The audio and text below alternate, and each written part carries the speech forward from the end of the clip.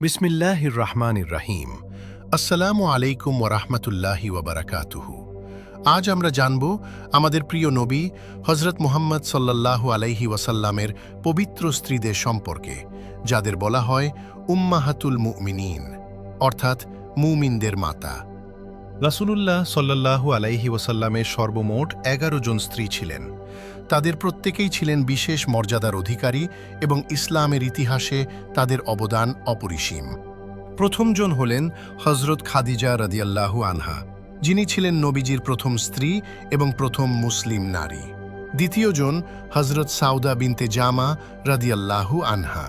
তৃতীয়জন হজরত আয়েশা রাদিয়াল্লাহু আনহা, যিনি ছিলেন ইসলামী জ্ঞানের এক উজ্জ্বল আলোকবর্তিকা। চতুর্থজন হজরত হাফসা রাদিয়াল্লাহু আনহা। পঞ্চমজন হজরত জয়নব বিনতে খুজাইমা রাদিয়াল্লাহু আনহা। ষষ্ঠজন হজরত উম্মে সালামা রাদিয়াল্লাহু আনহা। সপ্তমজন হজরত জয়নব বিনতে জাহাশ রাদিয়াল্লাহু আনহা। অষ্টমজন হজরত জুয়াইরিয়া রাদিয়াল্লাহু আনহা।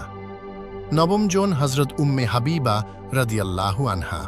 দশমজন হজরত সফিয়া রাদিয়াল্লাহু আনহা এবং একাদশজন হজরত মাইমুনা রাদিয়াল্লাহু আনহা, যিনি ছিলেন রাসূলুল্লাহ সাল্লাল্লাহু আলাইহি ওয়াসাল্লামের সর্বশেষ স্ত্রী।